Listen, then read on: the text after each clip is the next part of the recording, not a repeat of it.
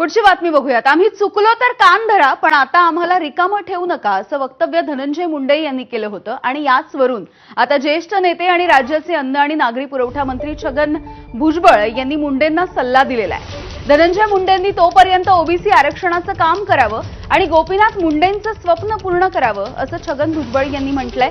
संतोष देशमुख हत्या प्रकरणाच्या नंतर वाल्मिक कराडमुळे धनंजय मुंडे हे वादाच्या भोवऱ्यात सापडले। त्यामुळे मुंडेंना राजीनामा सुद्धा द्यावा लागला होता।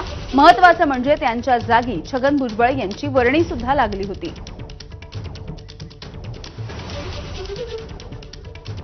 हा सत्कार बघून पुन्हा एकदा तटकरे साहेबांचं मी मनपूर्वक अभिनंदन करतो आणि कायम आम्हाला मार्गदर्शन करत राहावं।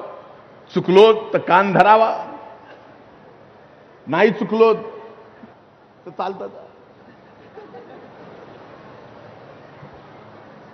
पण आता रिकामं ठेवू नका। जबाबदारी कसं हीच विनंती करतो।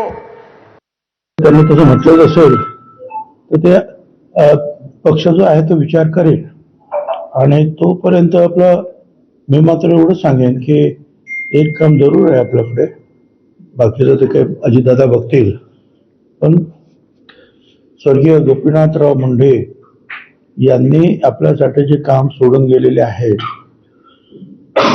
ओबीसीचं आरक्षण करणे, ते काम मात्र जे आहे आणि त्याच्यामध्ये आपण सहभागी झालं तर बरं आहे, त्यांचं पण स्वप्न पूर्ण होईल। तर या संदर्भात अजित पवार नेमकं काय म्हणाले आपण बघूया।